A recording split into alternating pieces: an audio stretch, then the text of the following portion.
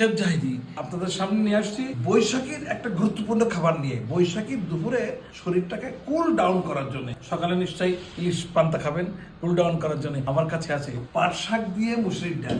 এইটা আপনারা পাট শাক তো ভাজি খেয়েছেন, পাট শাক তো মুসুরির ডাল কখন খেয়েছেন? ওটা আপনার শরীরের জন্য খুবই উপকারী। তো চলুন যাই, আমরা প্রথমে মুসুরির ডালটা রেডি করবো। মুসুরির ডাল রেডি করবো কি, আমরা পেঁয়াজ দিলাম, আর দুটো পেঁয়াজ দিয়ে নিয়েছি, রসুন নিয়েছি দুটো তিনটে, একটা কাঁচামরিচ নিয়ে নিয়েছি, কিচ্ছু না, একটু 1 টিস্পুন হলুদ দিয়েছি, আর এই 2 টিস্পুন লবণ নিয়ে নেবো, শুধু লবণ, ব্যাস সমান সমান, সাথে তেল দেবো। এই কাপের 1 কাপ মুসুরির ডাল নিয়েছি, তাহলে আমি 3 কাপ পানি দেবো। এটা বসা ভাতের মতন, মুসুরির ডালটা ভাঙবে না কিন্তু কুক হবে। আমি তেল নিয়ে নিয়েছি, এখানে তেল দেবো কমপক্ষে আমি 50 থেকে 60 গ্রাম, আর এবার চটকা নেবো এই তেল দিয়ে, সব কিছু দিয়ে এই ভালো করে চটকা নিতে হবে, রেস্টাতে হয়। এবার আমি কি দেবো, পানি দিয়ে দেবো 1 কাপ, 2 কাপ, 3 কাপ, এই হচ্ছে মূল উপকরণ। আর আমি পেঁয়াজ আর রসুন আর কাঁচামরিচ দিয়ে এটা একটু ভেবে ভেজে নেবো।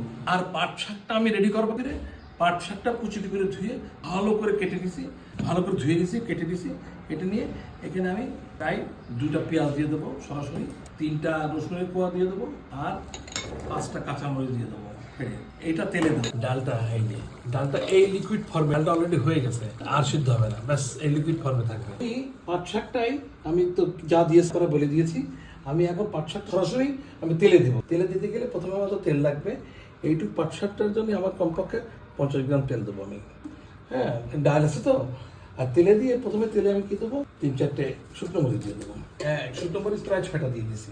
হ্যাঁ, এই শুকনো মরিচ একটু কালো কালো মতন হয়ে গেলে আমি এবার শাক দিয়ে দেবো, চিমটি 1 চিমটি দিয়ে দেওয়ার পরে আমি রসুন দিয়ে দেবো, তারপরে আমি পেঁয়াজ দিয়ে দেবো। এটা আমি একদম লাল করবো না, কিন্তু একটু সামান্য লাল লাল মতন হলে তখন আমি শাক দিয়ে দেবো। আর বেশি লাল করলে না শাকটা সেন্ট ভালো হয়, কিন্তু শাকটা টেস্ট ভালো হয় না। আমি দেখাই আপনাদের, এইটা কিন্তু একদম লাল লাল লাল লাল হয়ে যাচ্ছে একদম। এখন আমি এই শাকটা দিয়ে দেবো। এই শাকটা আমি সম্পূর্ণ কষাবো, কষানোর পরে আমি ডালের সঙ্গে মিক্সিং করে দেখাবো। খুব আমি ইজি পদ্ধতিতে আপনাদের দেখাচ্ছি।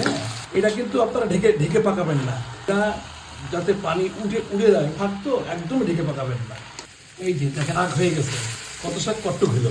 এখন আমি কি করবো, আমি হচ্ছে ডালটা চুলে দিয়ে দেবো, দিয়ে আমি শাকটা দিয়ে দেবো, আর কোনো কাহিনী নেই। হ্যাঁ, এইটাই মিলাই দেবো আমি। আর এটা ঘন থাকবে, তো কারি ভাব থাকবে। এটা এখন কি করবো, আমি জাস্ট একটু ফ্লেভার করার জন্য, ওটা সুগন্ধি যুক্ত করার জন্য আমি এবার একটু জিরে দিয়ে দিলাম, আর 1টা পেঁয়াজ আর 1টা রসুন দিয়ে দিলাম। এবার এইটা একদম লাল করে ফেলাবো। লাল লাল হয়ে গেছে না, এই সামান্য একটুখানি মাস্টার অয়েল দিয়ে আমি চুলো বন্ধ করে দিলাম। বৈশাখ মাসে দুপুরে এই খাবারটা রাখার চেষ্টা করবেন। এটা চিটাগাংয়ের একটা ঐতিহ্যবাহী খাবার। আমি দেখাই টেস্ট কেমন হয়েছে। ডালে লবণ দিয়ে রাখবেন, আর কিছু না। ওয়ান্ডারফুল, 1 থাল ভাত কিনে দেয়। ধন্যবাদ।